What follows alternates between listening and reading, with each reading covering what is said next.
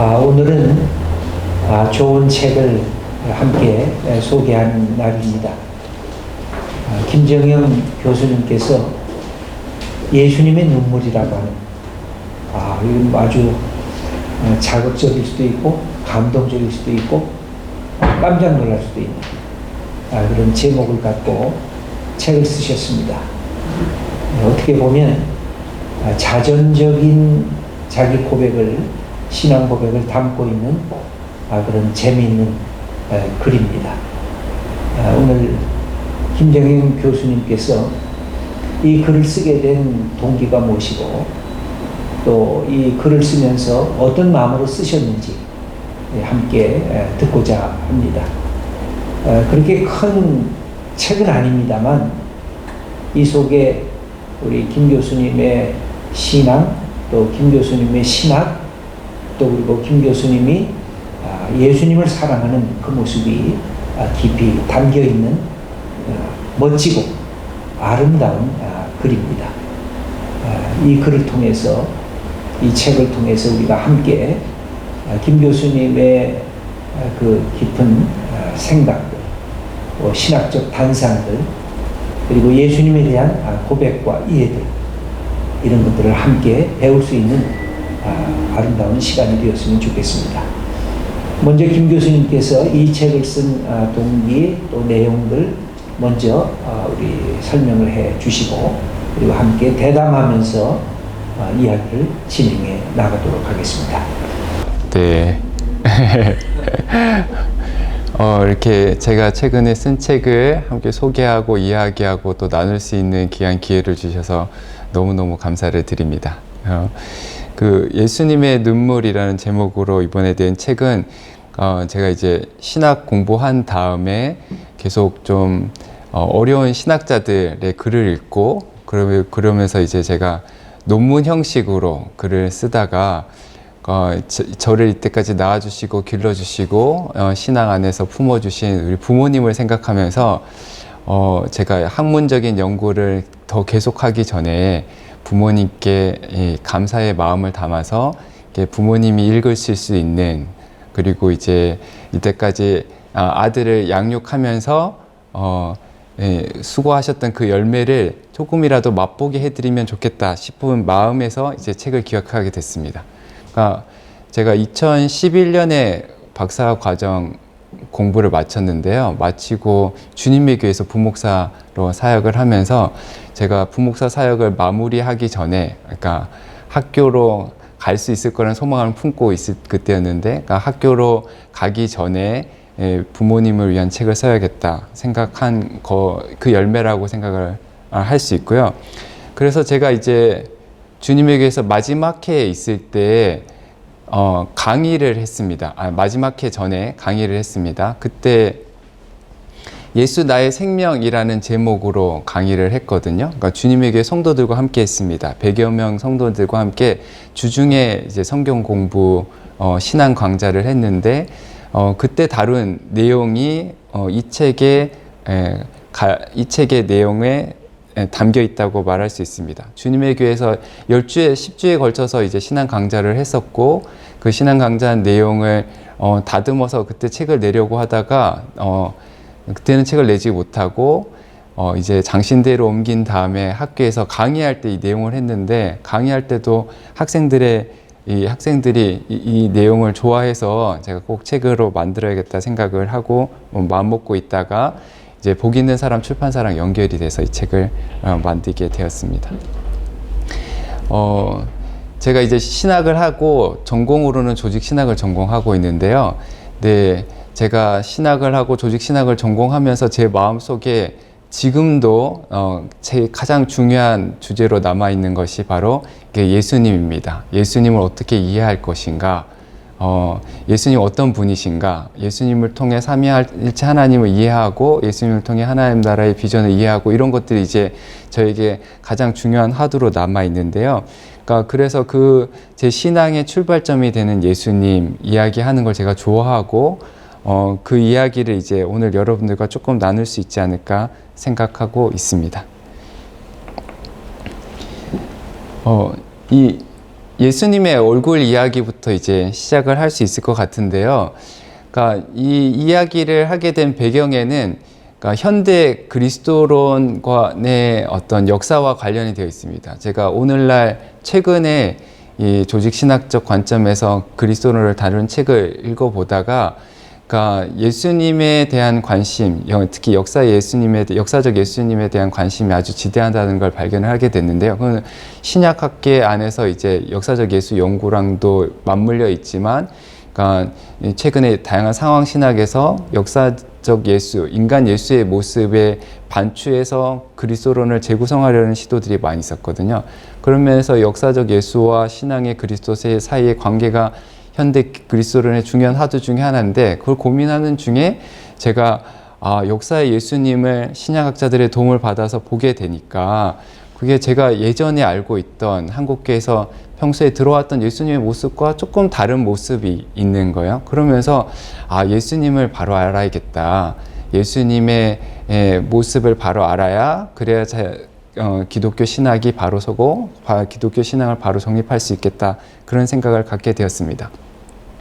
이 두 개의 그림이 있는데요. 예수님의 이미지는 정말 많은데 그 중에 두 개만 뽑았습니다. 하나는 영화 예수에 나오는 주인공 이미지죠. 우리 보통 예수님 하면 이 이미지를 떠올립니다. 이 그윽한 눈매, 짙은 눈썹에 이 갈색 가까운 머릿결에 길게 늘어져서 이렇게 꽃미남 스타일이죠, 그죠?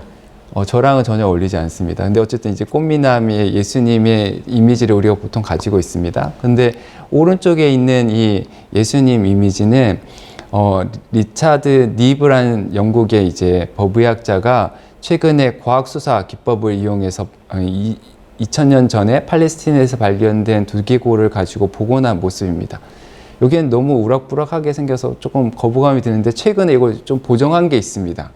또 얼굴은 짙은 얼굴인데 이 꽃미남 형태로 바꿔둔 게 있습니다. 나중에 찾아볼 수 있습니다. 어쨌든 이 두 개의 그림이 있는데 이런 질문을 한번 던져볼 수 있을 것 같아요. 두 그림 중에 어떤 이미지가 진짜 예수님의 모습에 가까울 것 같으세요? 두 개 중에. 오른쪽. 네. 오른쪽이라고 대답하시는 분들이 많이 있더라고, 생각보다. 왜냐면 이거는 과학수사 기법 이렇게 얘기하니까 뭔가 훨씬 더 설득력 있어 보입니다. 근데 이렇게 질문을 던져볼 수 있을 것 같아요. 여러분이 천국에 갔어요. 천국에 갔더니 두 분이 양쪽 편에서 팔을 벌리고 여러분을 기다리고 있습니다. 여러분 누구한테 달려가시겠습니까? 왼쪽? 아니 진짜 예수님은 오른쪽인데 왼쪽으로 갈 것 같죠. 근데 제가 이 질문을 되게 많은 성도들, 청중들 앞에서, 학생들 앞에서 질문을 던졌거든요. 근데 비슷한 대답이 나오는 거예요. 아니 보니까 머리로는 진짜 예수님이 오른쪽에 더 가까울 것 같은데, 근데 천국에 가서는 왼쪽에 있는 이미지를 쫓아갈 것 같다는 거예요. 근데 저는 이게 아주 우리의 어떤 기독교 신앙과 신학과 관련해서 아주 중요한 어떤 문제점이랄까, 화두를 제기하고 있다고 생각이 들어요.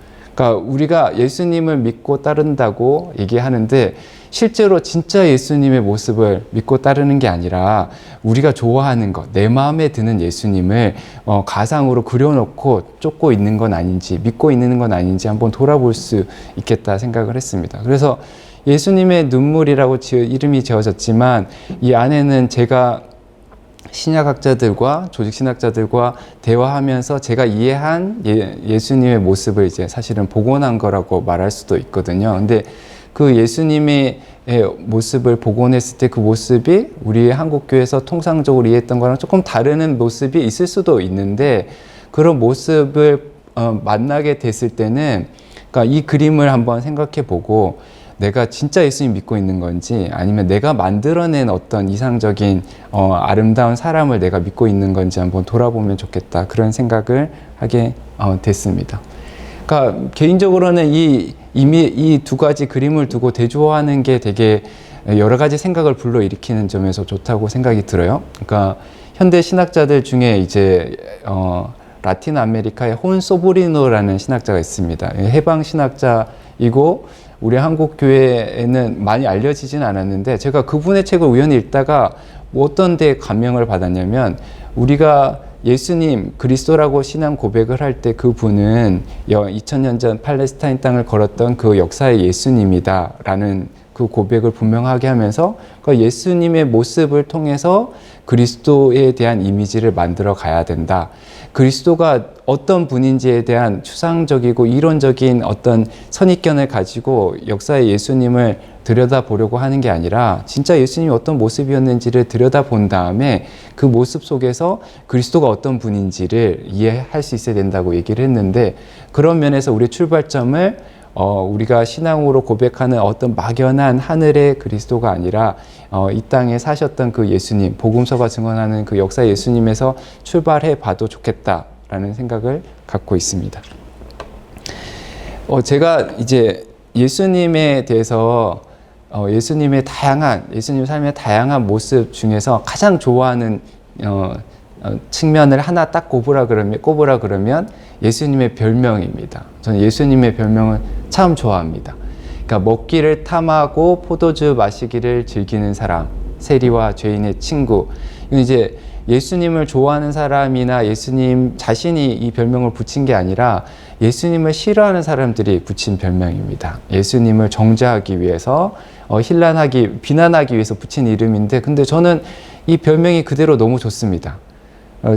이 별명이 제 묘비명이 됐으면 좋겠다, 그런 바람도 있는데 아마 그렇게 되지는 않을 것 같습니다. 보면은 먹기를 탐하고 포도주를 즐겨야 되는데 그게 너무 어렵습니다. 일단은 이제 먹고 마시는 게 너무 어려워서 저는 이제 예수님을 온전히 담기는 어렵겠다 생각하고. 그렇게 날씬해지신 거 아니에요? 네, 이게 힘든 거예요. 포기를 했습니다. 예수님을 다 담을 수가 없어서 반쪽을 포기했습니다. 너무 안타깝지만 제가 20년 노력하다가 포기를 하고 나머지 반쪽을 닮아야겠다 생각을, 반쪽이라도 좀 다 제대로 닮았으면 좋겠다 생각을 가지고 있습니다. 세리와 죄인의 친구가 되신 그 예수님의 모습이라도 제가 온전히 닮을 수 있으면 좋겠다, 그런 바람을 갖고 있는데요. 이 별명이 실제로는 두 개가 아니고 하나거든요. 그러니까 먹고 마시는데 누구랑 먹고 마시느냐가 사실은 중요한 거예요. 그러니까 예수님이 세리와 죄인들과 어울려 그들과 함께 먹고 마시는 걸 즐겼기 때문에 이런 별명이 생겼거든요. 그러니까 여기에서 보면 이제 먹고 마시는 식탁이 예수님의 삶에서 아주 중요하다는 게 부각되어 나타납니다. 이거는 이제 신약학자들은 모두 다 인정하는 부분이고요. 그러니까 예수님의 식탁이 얼마나 중요한지는 곳곳에서 볼 수 있습니다. 가나의 혼인잔치에서도 볼 수 있고, 예수님의 비유 곳곳에서도 예수님의 식탁 이야기가 나옵니다. 예수님께서 돌아가시기 전에도 겟세마네 동산에 기도하러 가기 전에 금식해야 될 것 같은데 금식하지 않으십니다. 아주 잘 드십니다. 부활하신 다음에도 사실 먹고 마시는 게 필요 없는데도 제자들과 함께 생선을 드시는 장면이 있거든요. 근데 이게 예수님이 탐심이 많아서가 아니라 이 먹고 마시는 게 이 예수님의 삶을 이끌었던 핵심적인 화두, 하나님 나라, 복음과 관련해서 아주 중요한 의미가 있기 때문에 그렇습니다. 이 하나님 나라의 복음이 하나님 나라의 그 꿈을 미리 맛보는 자리가 이 식탁의 자리였거든요. 우리 주기도문에서 고백하는 그 하나님 나라 있잖아요. 하나님의 뜻이 이루어지는 나라. 먹을 것 걱정하지, 일용할 양식이 해결되고 관계가 회복되고 악의 위협이 더 이상 존재하지 않는 그런 나라를 이 식탁에서, 예수님과 함께하는 식탁에서 경험할 수 있었다라고 이제 제가 이해하고 있는데요. 근데 제가 이 예수님의 별명과 관련해서 되게 제 마음을 사로잡았던 성경 구절이 있는데, 그게 누가복음 14장과 누가복음 15장에 있습니다. 거기에 식탁이 두 개가 나와요. 그러니까 누가복음 14장에는 예수님께서 바리새인 지도자의 집에 초청을 받아서 식사를 합니다. 근데 예수님께서는 그 식탁을 안식일 날 예배 드리고 와서 가지는 식탁인데, 어떤 면에서는 아주 거룩한 식탁이고 거기 초대한 사람들이 이게 하나님 나라의 식탁이라고 생각했을 텐데, 예수님 가자마자 그 식탁을 정죄를 하십니다. 초대받은 사람들의 좌석 배치를 보고 상석에 앉은 사람들을 혼내시고, 초대한 사람에게 왜 이렇게 말끔한 사람들만 초청했냐고 혼내십니다. 그리고는 길거리에 나가서 다른 사람들을 초대한 식탁이 하나님 나라의 식탁이 될 수 있다라는 비유를 해주시거든요. 그런 면에서 바리새인 지도자의 식탁을 정죄하시는데, 그런 면에서 보면 먹고 마시기를 좋아하시지만 모든 식탁을 다 즐겨 좋아하신 건 아니라는 걸 알 수 있습니다. 그러니까 모든 식탁이 예수님 보시기에 하나님 나라의 식탁이 아니었다는 거죠. 근데 15장에 가면 다른 식탁이 등장합니다. 세리와 죄인과 함께하는 식탁이 등장합니다.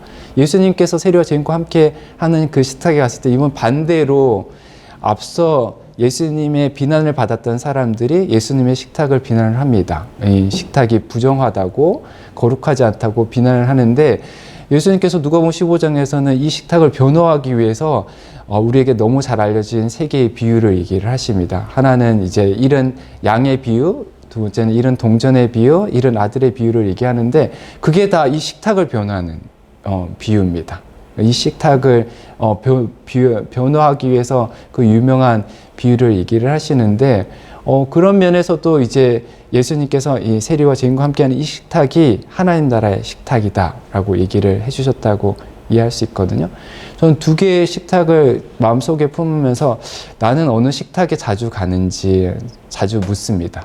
나는 식탁에 가서 어디에 앉는지 묻기도 하고 나는 누구랑 함께 식사를 하는지 이런 질문을 던지기도 합니다. 제가 이 강의를 이제 준비하고 이 글을 쓸 때에도 우리 한국교회 성도님들이 한번 좀 돌아봤으면 좋겠다.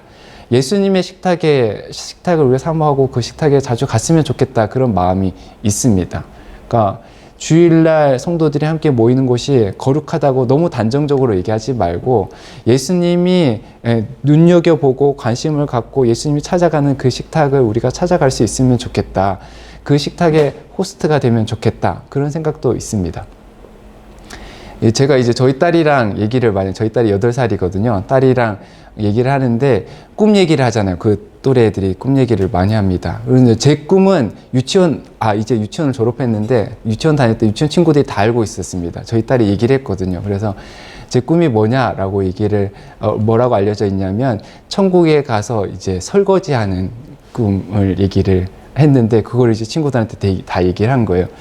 그러니까 여기에 보면 이게 이 지저스 마파가 지저스 마파의 그림 중에 하나인데 예수님처럼 보여요. 아마 제가 그냥 이야기를 재구성해 보면 이 마을에 예를 들면 어르신이 자리를 뜬 사이에 마을이 황폐해졌어요. 그래서 다들 굶고 굶주리고 있는데 다시 돌아와서 마을을 안정시키면서 다시 식탁을 베풀어 갖고 굶주린 사람들을 먹이는 장면인데 헐벗은 사람들을 따뜻하게 안아주고 여기에 음식을 준비하고 있는데 그러니까 이런 식탁이 예수님이 기뻐하시는 식탁, 하나님 나라의 식탁이라는 거죠. 그 식탁에 나도 들어가면 좋겠다.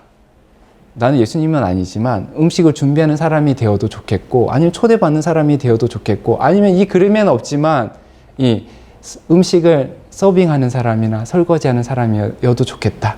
그냥 이 식탁과 연관되어 내가 나의 삶이 돌아가면 좋겠다. 그런 꿈을 꾸게 되었는데 여러분들도 같은 비슷한 꿈을 꿀 수 있으면 좋지 않을까 생각을 합니다. 제가 이제 예수님 별명을 얘기를 드렸는데 아까 그 별명이 사실은 예수님의 꿈과 연결이 되어 있습니다. 그러니까 예수님의 삶을 사로잡았던 것 그리고 그 삶을 이끌었던 것을 한 단어로 얘기하면 하나님 나라입니다. 하나님 나라의 꿈입니다. 하나님 나라의 꿈과 관련해서는 예수님께서 구약 성경을 열심히 읽으면서 거기에서부터 제가 상상력이 엄청나게 확장이 되고 그리고 구약 성경 안에 있는 환상들을 많이 받아들였다고 제가 이해를 하고 있는데요. 예수님께서 직접 인용하고 있지는 않지만 그러니까 예수님의 마음에 사로잡은 그 환상 중에 하나는 이사야 11장에 나오는 게 환상이 아닐까 싶어요. 그러니까 사자와 어린 양과 살찐 짐승과 그리고 뱀과 그리고 어린이가 함께 뛰어노는 그런 장면인데요. 그러니까 지금 우리가 상상할 수 없는 세상이죠. 근데 정의와 평화의 메시아가 이 세상을 통치하게 되면 그렇게 평화롭고 생명이 풍성한 그리고 아주 연약한 생명도 마음껏 뛰어놀 수 있는 그런 세상이 올 거다. 그게 이사야 11장의 예언이라 그러면 예수님께서는 그러한 세상을 꿈꾸고 하나님 나라를 꿈꾸고 그 꿈을 이루기 위해서 사역하셨다라고 이해할 수 있을 것 같습니다. 그러니까 그 꿈이 되게 처음에 비현실적으로 보이고 죽어서만 가능할 것처럼 보였는데 어느 날 보니까 저희 딸 침대를 보니까 저희 딸 침대에 인형들이 있는 거예요. 인형들 보니까 곰도 있고 양도 있고 토끼도 있고 사자도 있고 호랑이도 있고 뱀도 있고 악어도 있는데 다들 사이좋게 지냅니다. 다투지 않습니다. 저희 딸이 잠잘 때 보니까 한쪽에는 호랑이를 안고 한쪽에는 이 양을 안고 자는 거예요. 근데 아무도 해치지 않습니다. 이사야 11장의 예언이 저희 딸 침대 위에서 이루어지더라고요. 제가 그걸 보면서 이 예언이 죽어서 나중에 먼 미래에 이루어지는 게 아니구나. 지금 이 땅 가운데 이루어질 수 있구나. 그런 확신을 갖게 되었습니다. 그 확신을 갖게 되면서 본 영화 중에 하나가 영화입니다. 이 영화 혹시 아세요? 네. 설국열차 혹시 보신 적 있으십니까? 이 영화에서 제가 되게 아주 흥미롭게 본 지점이 있습니다. 흥미롭게 본 게 뭐냐면 이 영화를 소개하는 건 지금 여기서는 못하겠지만 설국열차가 칸이 나뉘어져 있잖아요. 아주 큰 계급을 상징을 합니다. 그리고 지구 위에 이 열차 안에 탄 사람만 생존할 수 있다라고 모두 생각하고 있습니다. 열차 밖은 빙하기가 돌에 있기 때문에 아무도 살 수 없다라는 전제하에서 그 열차 안에서 생존을 위해서 그 안에 계급 투쟁이 벌어지고 있고 그것을 이제 극적으로 표현한 것인데요. 그러니까 맨 끝에 있던 꼬리칸에 있던 사람들이 엔진칸을 차지해서 질서를 뒤집고 그리고 모두가 함께 더불어 잘 사는 세상을 만들어 보겠다라고 하면서 이야기가 진행이 됩니다. 꼬리칸에서부터 이 한 칸 한 칸 앞으로 나아가는 이야기가 영화의 큰 줄거리를 이루고 있는데요. 근데 저한테 되게 인상적이었던 사람은 송강호입니다.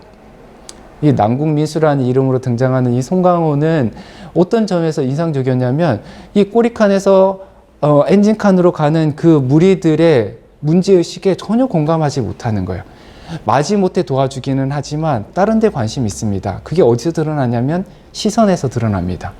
남궁민수의 시선, 여기에서 여러분들 좀 특징적인 게 뭐가 있을까요? 남궁민수의 시선에서 그 안에 탄 사람들은 특히 커티스를 중심으로 반란을 주도하는 세력들의 시선은 오로지 엔진칸에 향해 있습니다. 앞만 보고 있습니다. 앞만 보고 있습니다. 엔진칸에 있는 사람들은 이 꼬리칸만 보고 있습니다. 꼬리칸을 통제해야 전체 생태계를 유지할 수 있다고 생각을 하거든요. 그런데 남궁민수는 이 열차 안을 보지 않고 열차 밖을 봅니다. 열차 바깥의 창 밖을 보는 게 남궁민수가 주로 했던 일입니다. 그리고 꼬리칸에 있던 사람들은 엔진칸으로 가는 열차 칸 문을 여는데 관심이 있지만 남궁민수는 그 문을 여는데 관심이 없습니다. 사실은 그 문보다 우리가 열차를 탈 때 더 자주 이용하는 문이 사실 있거든요. 그 바깥으로 통하는 문입니다. 그 문을 닫아두고 마치 벽처럼 생각하고 있는데 남궁민수는 그 문을 열고 나가야지 살 수 있다고 생각을 하는 거예요.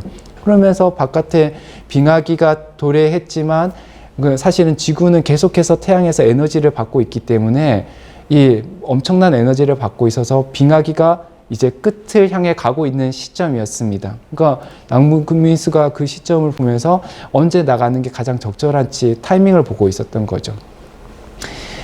제가 이 남궁민수 이야기를 좋아하는 이유는 우리가 이제 각박한 세상을 살잖아요. 치열한 경쟁 사회를 살잖아요.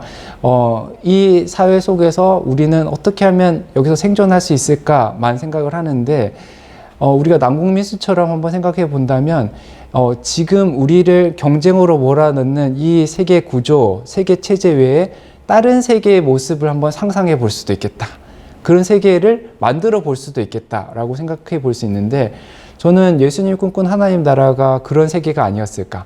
이 지금의 세계 체제를 유지하는 가운데 모두가 더불어 잘 사는 세상을 꿈꾼 게 아니라 이게 가지고 있는 구조적인 한계를 직시하고 전혀 다른 구조의 체계의 세계를 꿈꾼 것이 예수님이 꿈꾼 세상이 바로 예수님 꿈꾼 그 하나님 나라의 모습에 가깝지 않을까 생각을 하게 됐습니다. Another world is possible.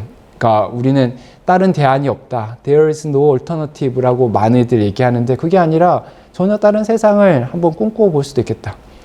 제가 코로나 때문에 더 많이 생각을 하게 되는 것 같아요. 코로나19가 오기 전에는 우리는 그 전의 세상이 전의 세상이 영원할 거라고 생각했는데 이제 세상의 모습이 완전히 바뀌잖아요. 새로운 새로운 정상적인 세계가 등장하겠지만 일상으로 돌아가겠지만 그 일상은 과거와 다를 거예요. 뉴 노멀이라고 얘기를 하는 새로운 일상으로 돌아갈 겁니다. 그때 우리는 하나님 나라에 조금 더 근접한 그런 세계의 모습을 만들어 갈 수 있도록 우리가 힘을 모을 수 있으면 좋지 않을까라는 생각이 들어요. 그러니까 우리의 시선을 앞만 보지 말고 옆을 보고 열차 엔진칸만 보지 말고 이 창 밖을 보고 하나님의 은혜가 부어지는 그런 세상, 하나님의 무한한 은혜가 부어지기 때문에 우리가 서로 치고받고 싸우지 않아도 서로 나누어줘도 모두가 풍족하게 살 수 있는 그런 세상을 우리가 꿈꾸고 그걸 먼저 실천해 나간다면 코로나19 이후에 세계의 모습을 하나님 나라에 가깝게 가는데 우리가 크게 기여할 수 있지 않을까 그런 생각을 해보게 됩니다. 그러니까 예수님 이야기와 관련해서 그러니까 제가 제일 처음에 강조했던 건 사실은 이제 예수님의 꿈 하나님 나라였습니다. 그런데 이 예수님의 꿈 이야기를 가만히 들여다보면 이 꿈 이야기가 이 나중에 해피엔딩으로 끝나면 좋은데 꼭 그렇게 끝나지 않은 거예요. 부활까지 가면 해피엔딩이지만 그 전에 아주 큰 이제 반전이 있습니다. 그게 뭐냐면 예수님은 모든 사람이 모든 생명이 풍성한 자유롭게 그리고 평화와 정의를 누리는 세상을 꿈꾸었는데 모든 사람이 그 꿈을 좋아한 게 아니거든요. 그래서 그 꿈을 싫어하는 사람들이 예수님을 십자가에 못 박습니다. 근데 이게 단순히 예수님 개인의 문제라기보다는 이 하나님이 꿈꾸시는 아름다운 세상과 지금 우리가 살고 있는 이 죄와 악이 가득한 이 세상의 현실 사이의 어떤 모순 때문에 생겨나는 거라고 이해할 수 있습니다. 그러니까 하나님의 꿈과 이 세상의 현실이 모순 속에 있다. 이걸 제가 언제 되게 절실하게 느꼈냐면 제가 첫 번째 책이 평화의 신학에 관한 거거든요. 그러니까 분단 한국을 위한 평화의 신학이라는 책을 쓰면서 하나님께서 원하시는 그 평화로운 세상이 왜 한반도에서 이루어지지 못할까 이런 거를 고민을 했는데 그러니까 이 땅이 이 분단 폭력 가운데 있는 거죠. 그러니까 분단 폭력뿐만 아니라 온갖 여러 가지 물리적이고 그리고 제도적이고 그런 어떤 문화적인 폭력 속에 지금 우리가 노출되어 있는 거죠. 그런 폭력이 가득하고 그 폭력이 죽음을 가져오는 세상 속에서 폭력이 사라지고 하나님의 평화가 가득한 세상을 꿈꾼다는 게 얼마나 어려운지를 제가 그 책을 쓰면서 조금 얼핏 보게 되었고 그러면서 그때 제가 생각했던 게 그리스도인이 설 자리가 바로 그 꿈과 현실이 모순되고 충돌되는 지점이구나라는 걸 알게 되었습니다. 그러니까 하나님 나라의 복음, 그 꿈을 이 폭력이 가득한 세상에 전하고 이 폭력이 가득한 세상을 향해 애통해 하면서 하나님을 위해 중보하는 자리에 우리 그리스도인이 있어야 되는구나.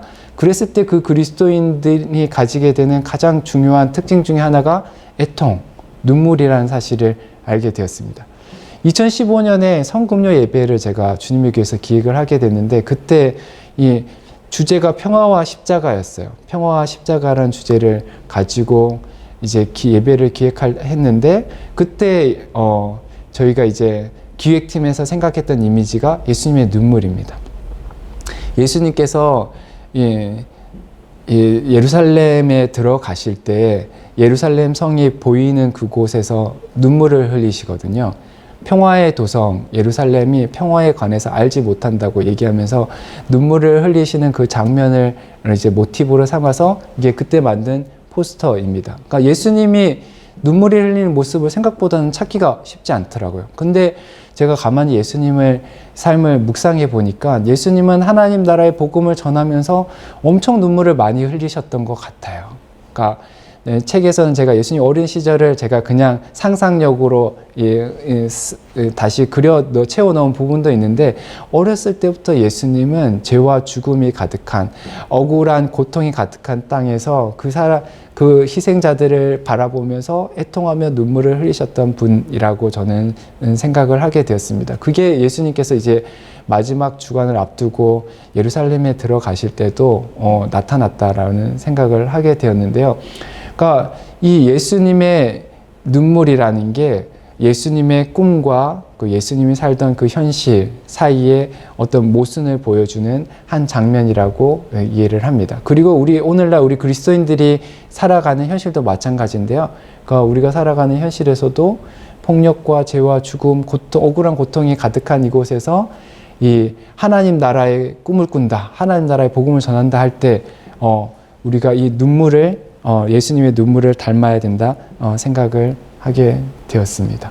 이거는 이제 우리 한국 교회 현실을 생각해도 그렇고요. 세습과 관련해서 우리 한국 교회 현실, 개교회주의, 그리고 우리 지금 위계천 한국 교회 현실을 보면서도 예수님이 눈물을 흘리실 것 같고, 세월호 지금 우리 6주기를 지나게 되었는데, 세월호와 같이 그런 끔찍한 고통 앞에서 그런 사건 앞에서도 예수님께서 눈물을 흘리실 것 같고, 코로나19와 같은 이런 대형 재난 앞에서도 예수님께서 눈물을 흘리실 것 같다는 생각을 하게 되고, 그런 이 땅에 지금 많은 사람들이 생명들이 고통받고 신음하고 아파하고 죽음으로 내몰리는 현실 속에서 함께 아파하고 눈물을 흘리면서 하나님 나라를 꿈꾸며 이루어가는 게 우리 그리스도인의 소명이 아닐까 생각을 하게 됩니다.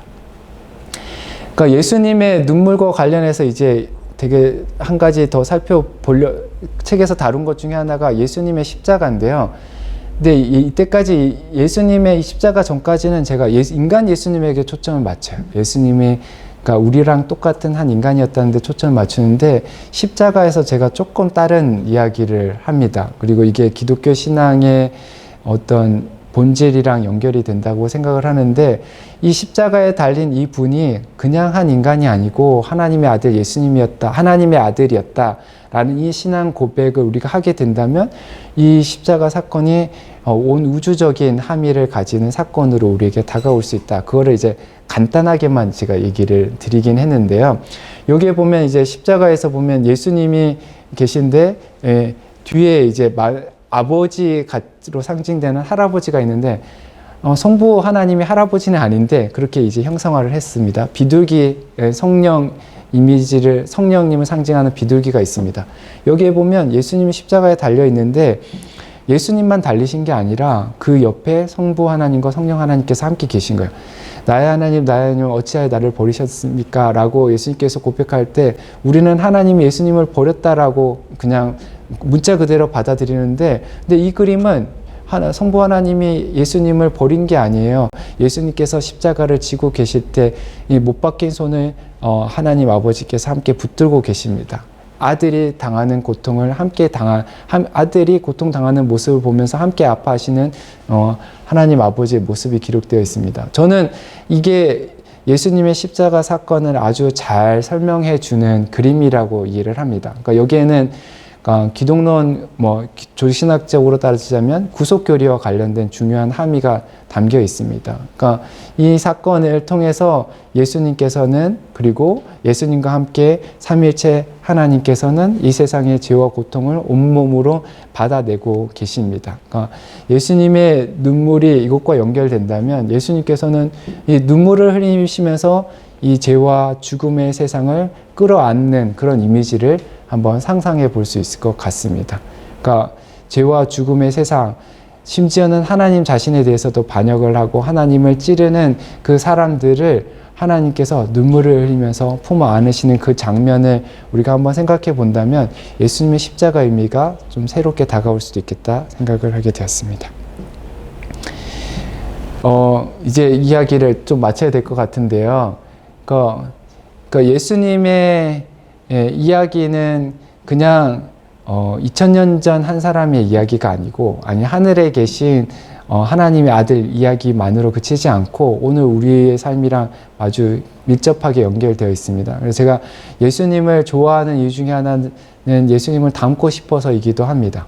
그러니까 나다니엘 호선이 1850년에 큰바의 얼굴이라는 소설을 썼는데, 아마 여러분들 예전에 배웠을 거예요. 근데 이 책의 주인공 어니스트가 어린 시절부터 큰바의 얼굴을 보잖아요. 그 온화한 얼굴을 보면서 사모하잖아요. 자기가 그 얼굴이 되겠다고 생각은 전혀 꿈도 꾸지 못했습니다. 하지만 그 얼굴의 주인공을 만나고 싶고, 그래서 그 얼굴을 사모하고, 사모했는데, 중년이 되고 노년이 됐을 때 자기 얼굴이 그 얼굴을 닮아 있는 거예요. 이 어니스트가 큰 바위 얼굴의 주인공이 되어 있는 거예요. 이게 어니스트에게는 큰 바위 얼굴이 있었다면 우리 그리스도인들에게는 예수님의 얼굴이 있습니다. 그러니까 제가 아주 간단하게만 설명을 드렸는데 이 예수님의 아름다운 얼굴을 우리가 많이 들여다봤으면 좋겠습니다. 그 얼굴의 주인공을 막 찾아다녔으면 좋겠습니다. 그리고 그 얼굴의 주인공을 찾아다니다가 우리가 그 얼굴의 주인공이 되었으면 좋겠습니다. 우리 그리스도인들이 예수님의 얼굴을 닮은 예수님을 닮은 아름다운 얼굴의 주인공이 된다면, 그래서 그 아름다운 광채를 뿜어낸다면 세상 사람들이 지금 이 교회를 향해서 하는 말들이 달라지지 않을까, 교회가 세상의 소망으로 다시 거듭날 수 있지 않을까 생각이 듭니다. 이 예수님 닮은 아름다운 얼굴의 주인공이 되어주시기를 간곡히 부탁드립니다. 우리가 코로나19 사태 때문에 이렇게 아주 적은 숫자가 모여서 네. 이 글을 읽고 같이 이야기를 나눕니다. 사실은 좀 더 많은 사람이 함께 참여했으면 좋겠는데, 그래서 이렇게 우리가 유튜브로 함께 이 이야기를 조금 더 많은 사람들이 들을 수 있도록 네. 하려고 합니다. 네. 제가 이 책을 읽으면서 참 아름답다, 포근하다, 그리고 우리 김 교수님의 성품이 이 책에 그냥 그대로 반영되어져 있는 것 같습니다. 그래서 이게 조직신학자로서 아주 딱딱하고 이렇게 뭐 이성적으로 이렇게 하나하나 파헤치는 그것에 멈추지 않고 네. 인간미가 넘치는 그런 모습이 이 안에 담겨져 있어서 너무 좋았습니다. 그리고 시작이 네. 기도로서 시작을 하더라고요. 이 책이. 네. 그 다음에 맨 마지막이 네. 사랑하는 아버님의 시를 네. 여기다가 해서 네. 이 감성과 영성이 함께 동반되는 따뜻한 그 느낌을 동시에 주었는데, 네. 옛날에 우리 조직신학자들 글들을 보면 중세시대에는 기도문이 늘 있었는데 어느 날부터인가 학문성을 강조하면서 이게 썩 빠져나갔더라고요. 네. 그래서 그렇게 하신 의도가 있었는지 묻고 싶어요. 일단은 이게 뭐 학술서적을 쓰려고 한 게 아니기 때문에 그런 것도 있고, 제가 이제 저희 아버님, 어머님 얘기를 했는데, 아버님, 어머니, 장모님, 장인어른 외에도 제가 지금까지 올 때까지, 이게 되면 좀 곤란한데, 그 한국교회 받은 은덕이 너무 큰 거예요. 그러니까 한국교회에서 제가 자라났거든요. 그 어린 시절부터 한국교회에서 성품도 배우고 리더십도 배우고 그 교회 안의 활동을 통해서 그 관계 맺는 법도 배웠고, 그러니까 한국교회에 이제 대학에서는 한국교회에서 잠자리도 제공해주고 먹을 것도 제공해주고 장학금도 제공해주고 그런 여러 가지 많은 사랑을 받아서 지금 제가 지금까지 오게 되었는데, 제가 이제 계속 이게 조직 신학 중에서도 좀 철학적 신학, 과학과 신학 아니면 좀 전문적인 교리 신학을 하다 보니까 그러니까 제가 받은 사랑을 제가 어떻게 갚을 길이 잘 없는 거예요. 그러면서 주님의 교회에서 제가 생각했던 것보다 길게 사역을 하게 됐는데 5년여.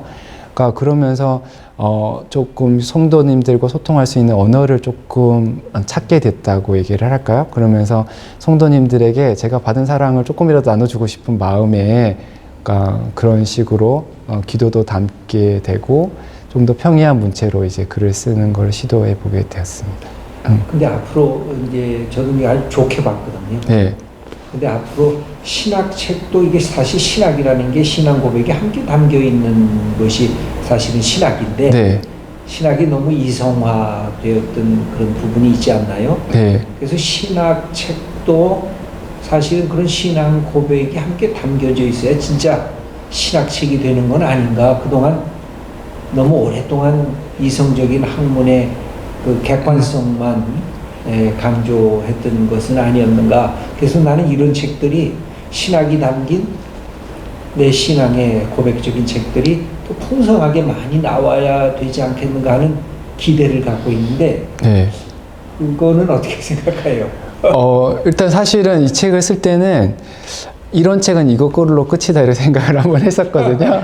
그러니까 내가 그럴까봐 지금 질문하는 거. 근데 이제 요거랑은 좀 다르게 이 책은 각주가 없는 책이에요. 이 책은 각주가 없는 책 일부러 그렇게 썼고, 그러니까 어떨 때는 이게 한 학기 강의 분량이기도 했는데 어떤 분들은 그냥 하루에 다 읽으시기도 하더라고요. 그러니까 그렇게 이 책은 기획을 한 거고, 근데 앞으로 학술 서적을 쓰더라도 말씀하신 대로 최근에 이제 고민하는 것 중에 신학이 뭐냐, 신학의 과제가 뭐냐라고 얘기를 했을 때 하나님을 알고 하나님과 가까워지고 하나님을 닮아가고 하나님과 교제하고 그게 궁극적인 목적이라면 신학책에 당연히 영성이 들어가고 기도가 들어가야지 되고 신앙 고백이 들어가야지 되고 그런 것들을 격려할 수 있고 장려할 수 있고 도와줄 수 있는 글이 되어야 되겠다 이런 생각은 갖고 있습니다. 그러니까 아니 왜냐면 요거까지만 하고 조금 더 책에 대한 얘기를 더 했으면 좋겠는데 우리가 기독교 첫 신학자라고 얘기할 수 있는 바울을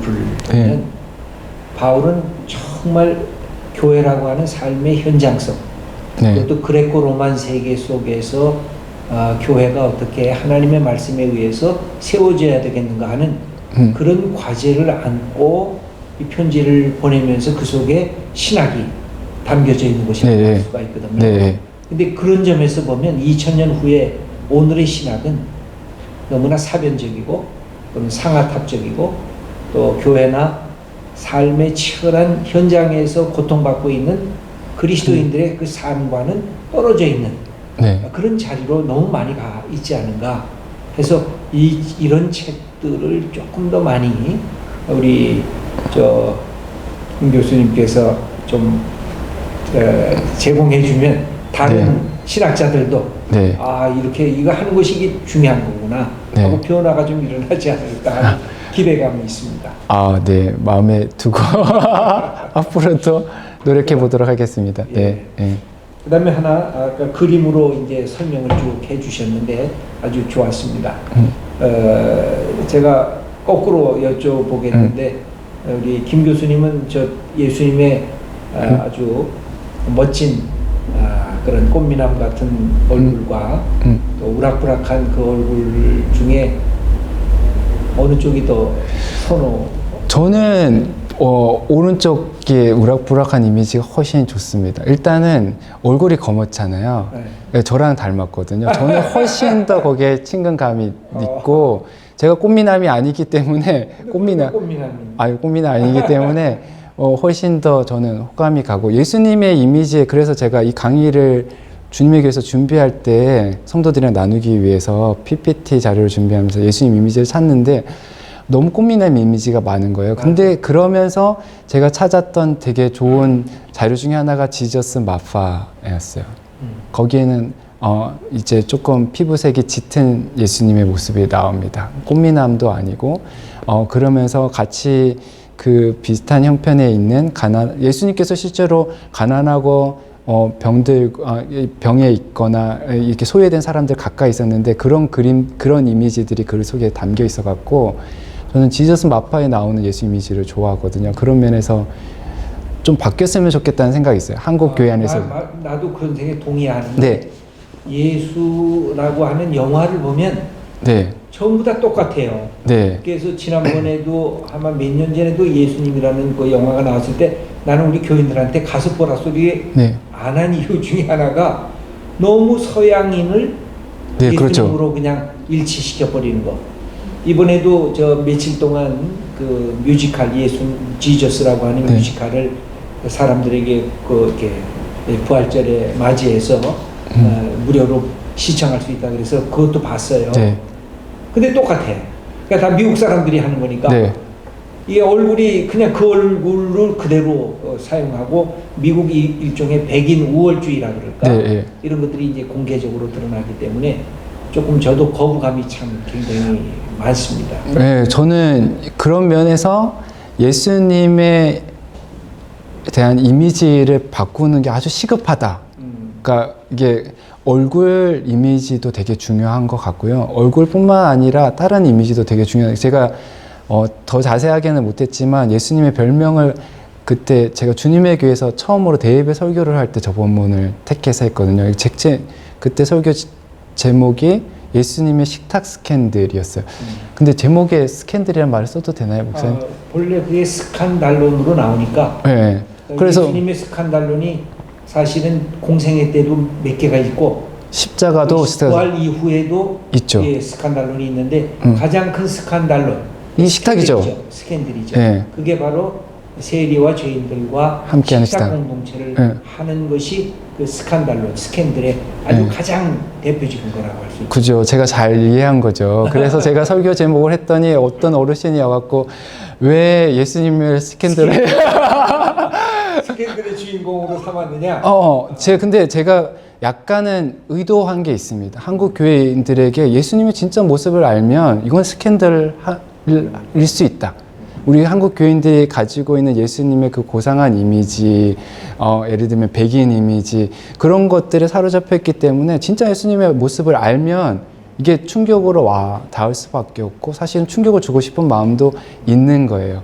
지금 우리 시대에는 세리와 죄인들이 없다 이렇게 말할 수 없거든요. 근데 우리 한국 교회 안에서 이 세리와 죄인들을 대하는 당시에 예수님 시대의 바리새인들이 세리와 죄인을 대하는 방식이랑 우리 한국 교회 우리 오늘날 많은 그리스도인들이 비슷한 형편에 있는 사람들을 대하는 태도가 너무 비슷하다는 생각이 들어서 그런 면에서 스캔들의 충격이 우리에게 필요하다라는 걸 강조하고 싶어서 사실은 저 이미지를 사실 우리가 죄인이고 우리가 세리지. 네. 그러니까 예수 믿었죠.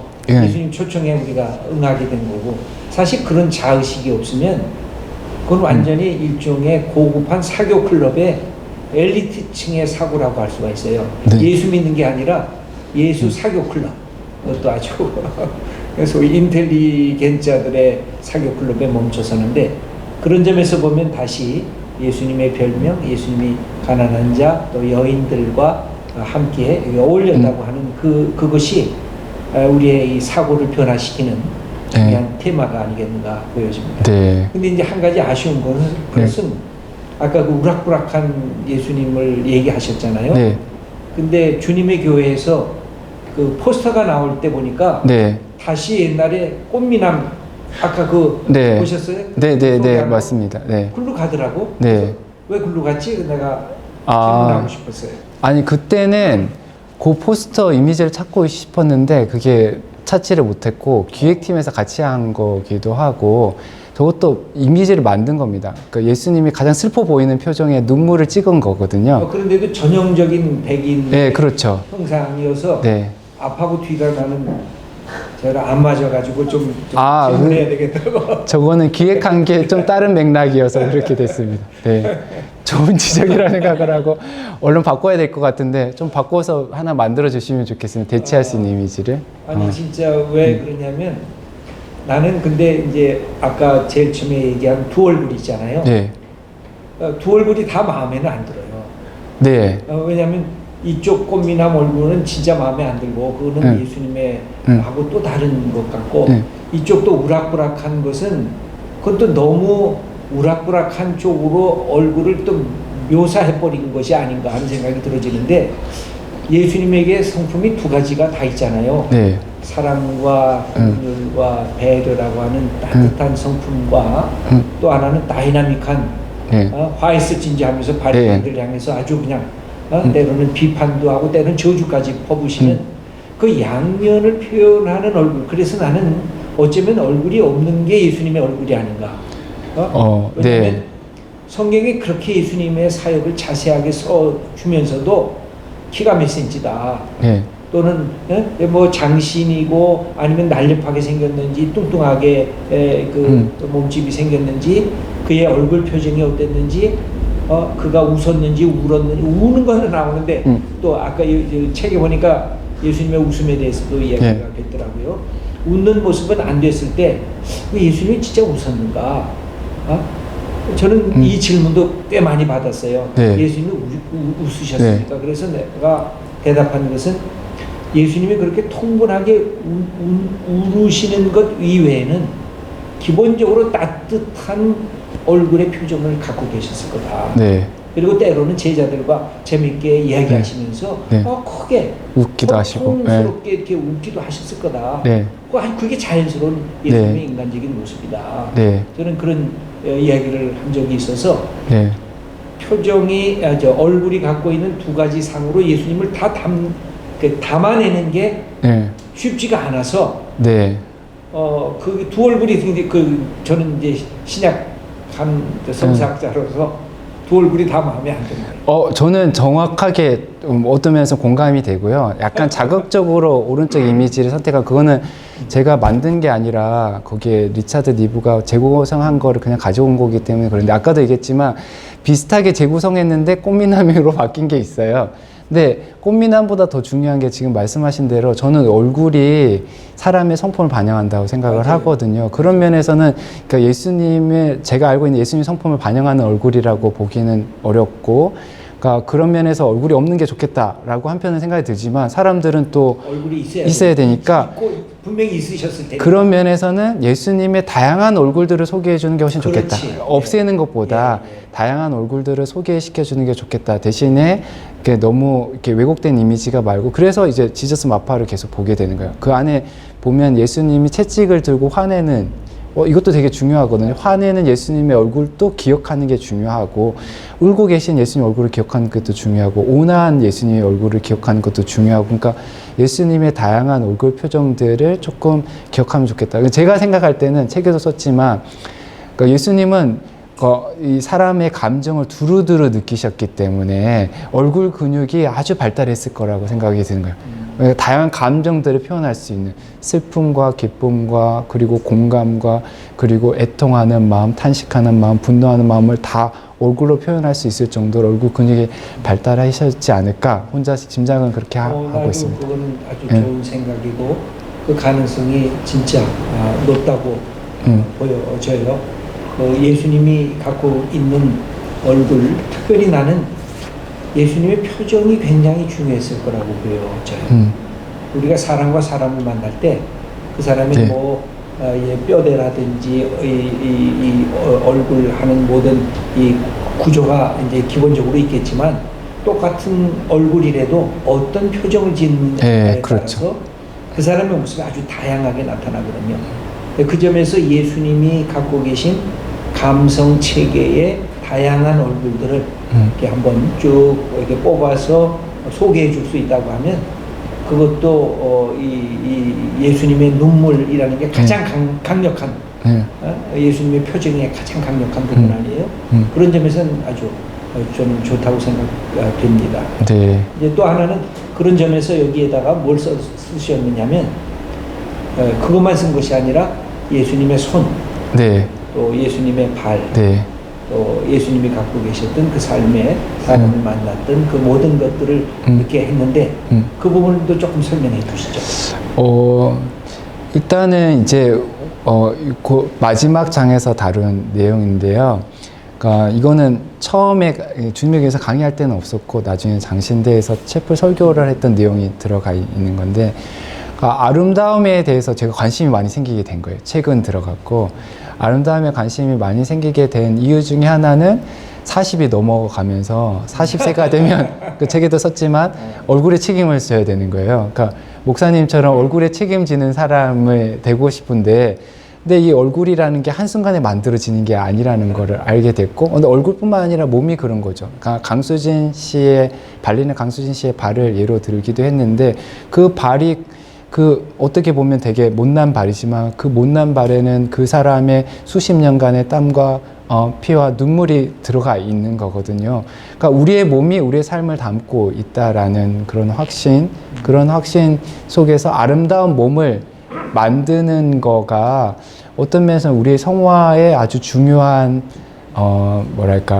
목표가 될 수 있겠다라는 생각이 들었어요. 그러니까 사람들의 눈을 즐겁게 하는 몸이 아니라 마음을 감동시키는 몸을 만들 수 있다면 그게 바로 우리가 이제 예수님을 닮아가는 길이라는 생각을 가지게 됐고, 그런 면에서 예수님이 어디를 보셨는지 예수님의 시선을 주목하고, 예수님 누구와 함께 있었는지 예수님의 발에 주목을 하고, 예수님의 손이 병자들 어떻게 되었는지 예수님의 손의 모습에 주목하고, 이런 예수님이 사실은 활동이 몸을 통해서 표현이 되는 거거든요. 예수님의 그 모든 사역이 다 몸을 통해서 이루어지니까 그 예수님이 몸을 통해서 펼치신 그 사역을 우리가 꼼꼼히 들여다보고 우리 몸이 예수님의 몸을 담을 수 있으면 그럼 예수님을 닮은 사람이 되겠다. 그런 생각을 하게 됐습니다. 그래요. 예, 예. 아주 좋은 생각이고 또 그런 글이었던 것 같아요. 그다음에 또 이제 얘기를 다시 원점으로 돌아가서 예수님의 별명부터 시작했잖아요. 네, 네.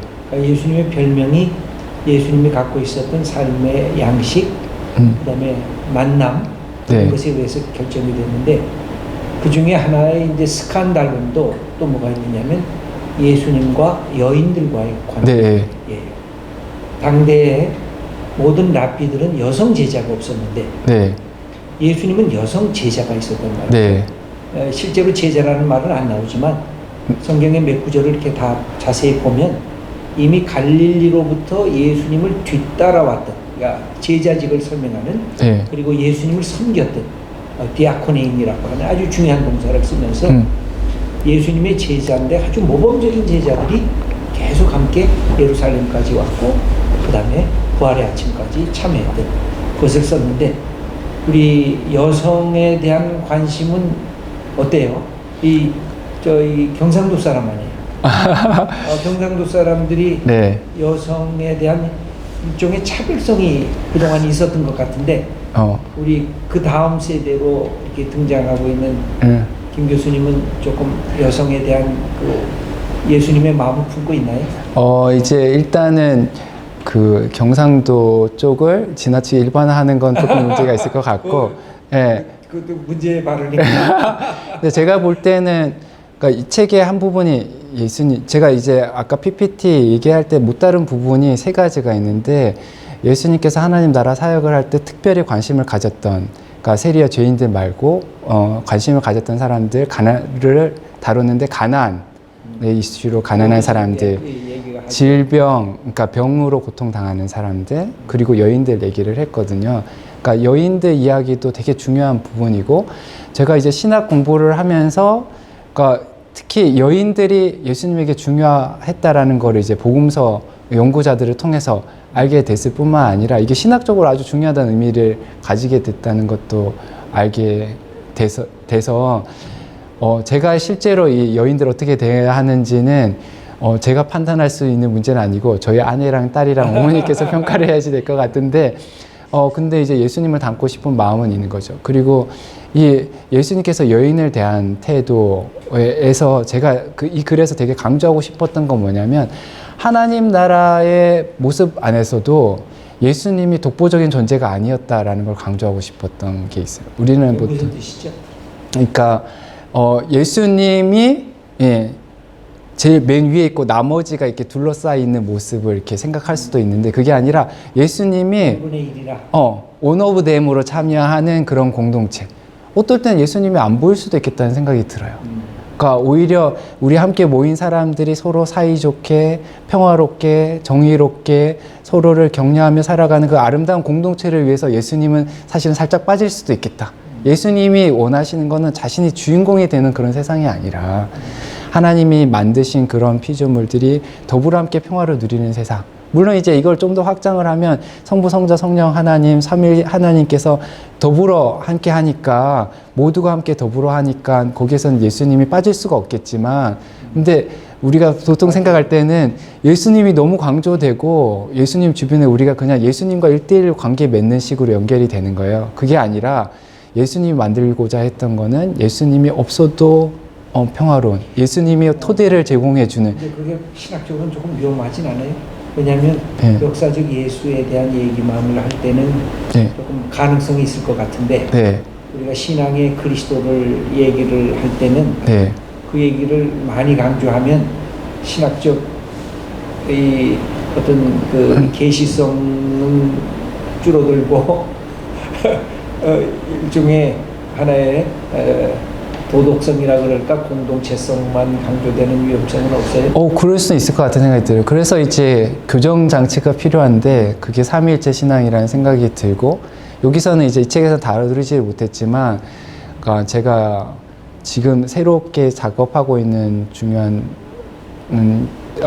연구하고 있는 분야 중에 하나가 삼위일체 하나님께서 세상을 만드실 때 꿈꾸셨던 세상의 모습, 그게 이제 예수님이 말하는 하나님 나라와 연결된다고 생각을 하는데, 거기에는 피조 세계의 생명들만 있는 게 아니라 먼저는 성부, 성자, 성령의 사랑의 교육이 사귐이 있는 거죠. 그게 우선인 거고, 거기에 우리가 참여를 하는 거니까 그런 면에서는 세 분을 빼고는 얘기할 수가 없는 거죠. 세 분. 두 개가 잘 조화가 돼야 되겠고. 네, 예. 근데 이제 강조하고 싶었던 거는 이때까지 우리가 너무 한쪽만 해. 한쪽을 강조를 했기 때문에 그런 부분에서 우리 안의 관계를 조금 더 강조할 필요가 있겠다는 생각이 들어서 얘기를 한 거고, 하나님 나라 운동이라는 게 결국엔 공동체 운동이었다, 이걸 강조하고 싶은 측면도 있었습니다. 그러니까 하나님 나라 운동이라는 게 그거 아주 중요한 일인데, 사실은 저는 거꾸로 네. 옛날에 이제 민중신학이 나왔을 때 민중신학자들과 대화하다 보니까 그 사람들은 또 거꾸로 수직적인 삼위일체적인 예수님의 계시성보다는 민중으로서 이웃들과 함께 했던 그들의 삶의 참여, 네. 이런 것들을 너무 강조하는 것을 보니까 굉장히 걱정이 많이 돼서 이제 논쟁을 한 적이 있었거든요. 근데 네. 이제 역사적 예수의 인간적인 틀이 얼마나 지금 따뜻하고 휴머니스틱한 인간 관계들을 맺어주는가에 대해서는 저도 빠진 것들은 자꾸만 찾아내야 된다고 네. 보여지는데, 그 자체가 어떻게 보면 우리가 갖고 있는 거룩한 또는 신비적인 이미지를 너무 평준화해버리는 네. 위험성은 아닌가 하는 점 때문에 이렇게 한번 질문해 보는 겁니다. 그러니까 이 책이, 그러니까 말하자면 기독교 신앙의 핵심 진리를 요약했다라고 생각하지 않고, 그러니까 이 책은 그냥 어떤 면에서 보면 우리 한국 교회 안에서 조금 간과되어 왔던 예수님의 모습을 의도적으로 부각시키는 책이다. 그러니까 그런 면에서 우리 예를 들면 민중신학자나 여성신학자나 이런 오히려 상황신학자들은 예수님의 인간성에 집중을 하고 그걸 부각시켜 줬거든요. 근데 거기에 말하자면은 이거를 우리 억누른 측면이 있었는데 그거를 복원시켜 내겠다, 복원시키면 좋겠다라는 거고, 근데 제가 개인적으로 가지고 있는 소신 중에 하나는 근데 거기서 멈추면 안 된다.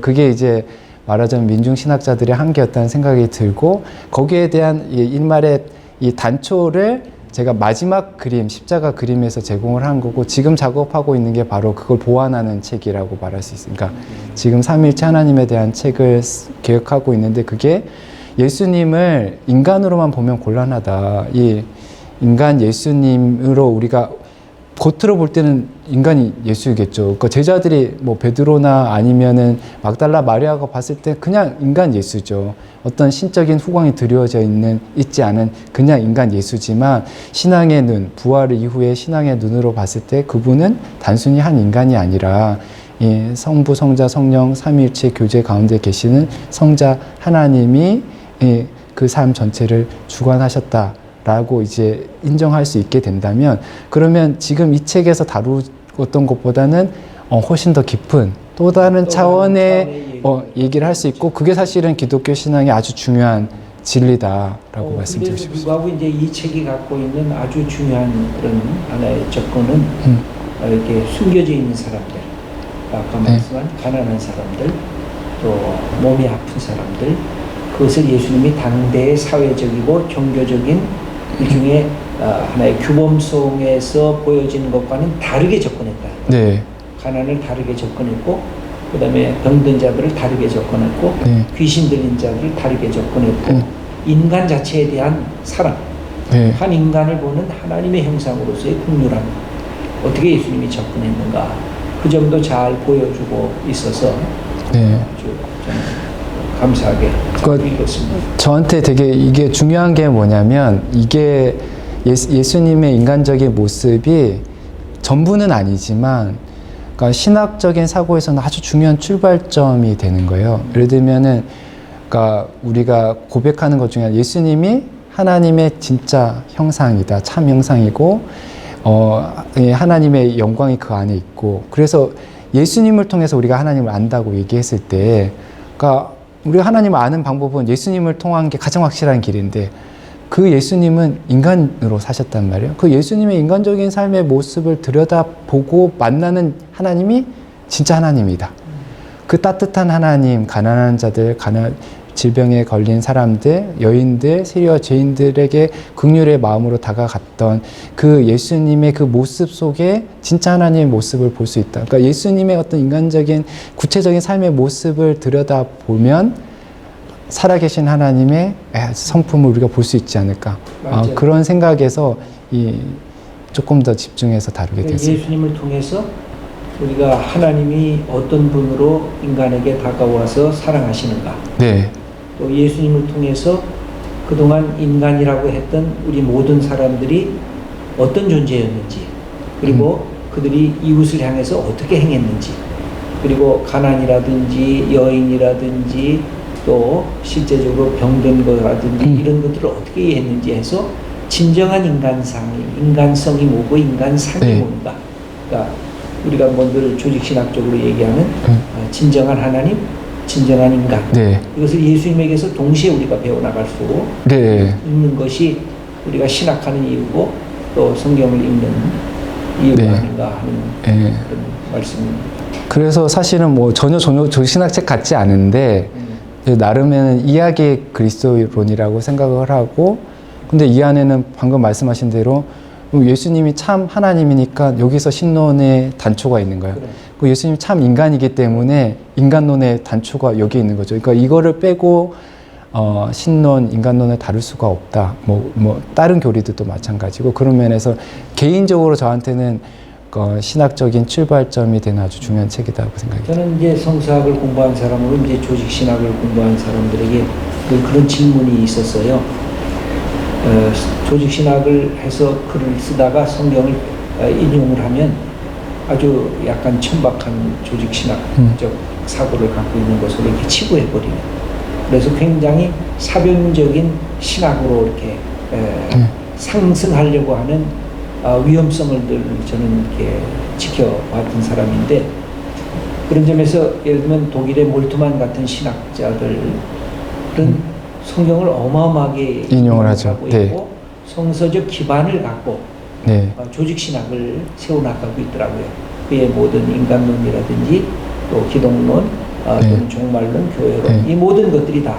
그래서 저는 아주 좋은 신학자다라고 생각을 하고 있는데, 이제 김정용 교수님의 앞으로 신학적 방향 같은 것들은 어디로 저는 담고 싶은 모델 중에 하나죠. 그렇게 그러니까 성경이 어쨌든 너무 중요한 규범이 되어야지 된다고 생각이 들고, 그러니까 성경을 기반해서 신학이 펼쳐져야 된다고 생각을 하고, 목사님 여러 번 얘기하시지만 성서학자와 조직신학자 간의 콜라보가 필요하다. 저는 꼭 필요하다고 생각이 듭니다. 네. 그래서 나는 요새 같은 어떤 주제, 이 코로나19 때문에 생겨지는 이런 주제를 갖고도 기독교가 어떻게 접근해야 되든지, 예배라는 게 무엇인지, 우리가 하나님을 이때 어떻게 섬기고 이웃을 어떻게 돌아봐야 되는지를 같이 논의를 하면 훨씬 풍성한 것들이 나올 수 있을 것 같은데, 저는 이 글을 읽으면서 성서학적인 이렇게 섬세함도 많이 들어가 있더라고요. 그 다음에 당대의 주변 환경, 그리고 성서학적인 내용들의 틀들을 이렇게 잘 이렇게 뽑으시면서 이렇게 조직신학자로서 갖고 있는 전체적인 틀을 이렇게 보여주는 게 너무 좋았다. 감사합니다. 네. 이제 마무리를 해야 되겠죠. 마무리를 해야 될 텐데, 여기에서 특별히 이렇게 이걸 써 나가시면서 요거는 놓치지 않았으면 좋겠다. 이게 이제 이 제목이 나는 예수님의 눈물인데, 눈물이라는 게 사랑해야 눈물이 나오거든요. 네. 사랑하지 않는 사람들은 눈물을 흘릴 수가 없어요. 그냥 아파서 그냥 우는 것은 울 수가 있는데, 이 눈물이랄 때 대상을 보면서 막 국물을 갖고 해서, 그래서 제목을 예수님의 눈물이라고 딱 정해서 제목을 참 잘 정했다. 그렇게 생각을 했는데, 특별히 요것은 놓치지 않아야 되겠다고 하면서 쭉 일관되게 갖고 있었던 그런 생각들이 거기 있었습니다. 일단은 이제 어, 사실은 처음에 화두는 꿈이었어요. 꿈. 꿈이로. 왜냐하면 이제 성서학자들도 그렇게 제가 읽은 신약학자들도 예수님에 대해서 특히 예수님 역사적 삶을 재구성할 때는 제일 중요한 포인트로 하나님 나라를 얘기를 하고 하나님 나라에 대한 가르침, 하나님 나라의 사역으로 공생애를 설명을 하니까 그 하나님 나라를 그냥 조금 다르게 표현하면 예수님의 꿈이니까 그 꿈을 공유하는 게 되게 중요하다.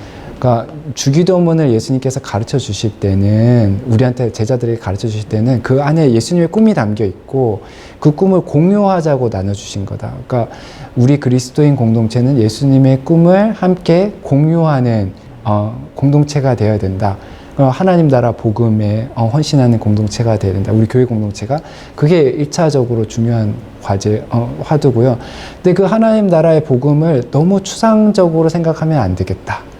좀 더 구체적으로 현실적으로 생각을 해야 되겠다라고 생각을 해서 현실을 바라다 보면 이게 우리가 사는 현실이 하나님 나라의 꿈과 얼마나 먼지를 보게 되는데 이게 두려워갖고 떠날 때가 있어요. 이게 현실을 보는 게 너무 두려우니까 현실을 보지 않고 여기에 현실에 눈을 닫고 하나님 나라만 바라보고 그것만 찬양하고 소망하고 살아가게 되는데 그러지 말고 그 소망을 크게 품으면 품을수록 이 땅에 그 현실을 직시할 수 있어야 된다. 용감하게 직시하고 죄와 고통과 죽음의 현실을 직시하면서 그러면 모순되는 걸 느끼는 사람이 아파하거든요.